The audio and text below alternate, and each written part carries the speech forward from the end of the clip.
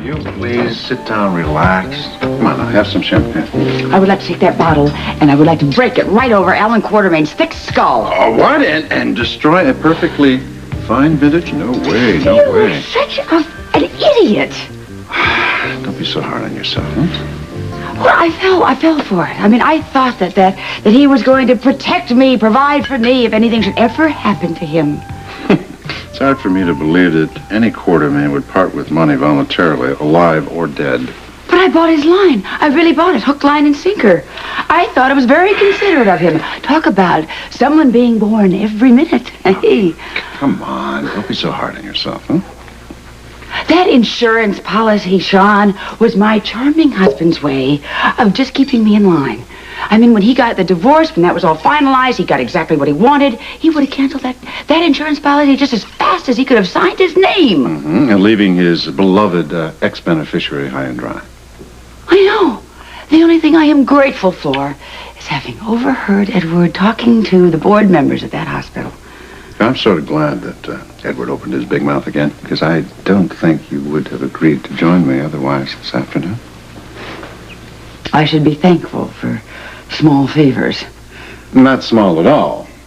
They could become worthless if you don't sit down. Relax, relax. Sean. And forget about Alan. Come on. That's it. There you go. Feel better? Not yet. Not yet? Well, why not yet? What were we talking about, anyway? How can you afford to do all of this and take time off from your business? This is a far, far more satisfying to me, my darling, than any business deal I have ever handled. Well, I know that you do like fun and games. I also know that you like the excitement of business more. No, I don't. The excitement is with you. And I don't flatter myself that much, so what's the reason? Well, I do have some money coming in rather slowly from that Hong Kong sale.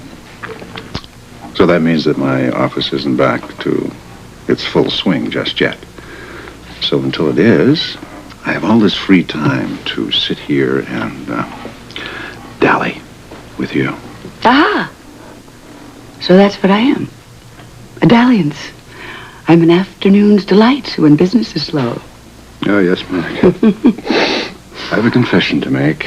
Uh-huh. I want you for your body. Well, I can't say that I blame you. Considering the way that my mind has been working lately. There is nothing wrong with your mind. A little stimulation wouldn't cure it. Oh, please. Oh, don't tell me you have cattle prods in your closet. My darling, I am all the electricity you will ever need. I know a line when I hear one. And that has to be the worst. Unbelievable.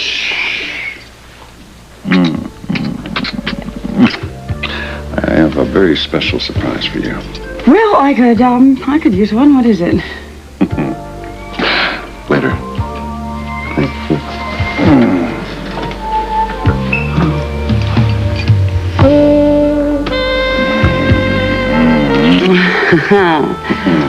You do. You know all the tricks, don't you? Such as? Well, such as, having this little hideaway right here where nobody, not even Edward or Alan, will ever find us. Clever, we Irish.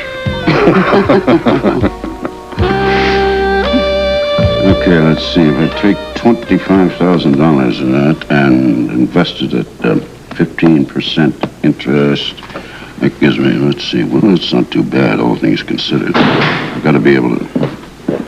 Oh, good afternoon. It may be for you, but for me, it's the worst. Yeah. Well, I don't think I care to hear about this. I'm lucky I didn't run over somebody on the way home from the hospital. I don't believe the nerve of that woman. Has she no scruples? I assume we're talking about Monica, as usual. I don't believe she is such a tramp. Well, now what? I saw her heading out of the hospital. So? Isn't that enough? Well, it's hardly grounds for tramphood. Well, you know exactly where she was heading, straight into Sean Donnelly's open arms. You keep imagining the worst, you're liable to get it, Alan. I already have. I keep thinking about the time the two of them have already spent together. Why do you dwell on such depressing thoughts? Because I am not used to being cuckolded. Well, there are a hell of a lot worse things in life. Poverty, for one. She's so cute. She thinks she's so cute with a cute little medical bag. She goes to see Donnelly on the pretext of some medical reason. He keeps calling the hospital to get an examination. No man in the history of the medical world's had more examinations than he has in the last 3 months. Alan, will you stop getting yourself so worked up? I am worked up. I keep thinking about him with his arms wrapped around her waist. Well, forget about it. I can't. Well, you better. Well, you have a history for violence that Rambo would envy. Now, the last thing we need is for you to let your temper get the better of you. I gotta find out what the two of them are up to. Well, I'm all for that. As a matter of fact, I'll do everything I can to help you. You will? Gee, I appreciate that. You know, it means a lot to me, you standing by me at a time like this. You don't know what it means. Yeah, well, it means I'm looking after my own interests. I want to know where the man's getting the money for all this fancy entertaining. I mean, he's supposed to be broke. How are you gonna find that out? Excuse me, there's Mr. Marston's seat. Oh, thank you, Stella. Come right in. We've been expecting you. Hello, gents. How's tricks? You tell us. This is how I expect to find out what Donnelly's been up to. He planted a bug in Donnelly's office. No kidding. It's all in a line of work. This way we will hear whatever he and his guests have to say. If Monica happens to get caught in the trap, well, so much the better. But she's just the gravy. We're after the meat. How long before this contraption's in operation? Well, my receiver here should be working any minute now, and then we'll be able to hear pin drops in Donnelly's office. And you know, that's going to make for some interesting listening, don't you think?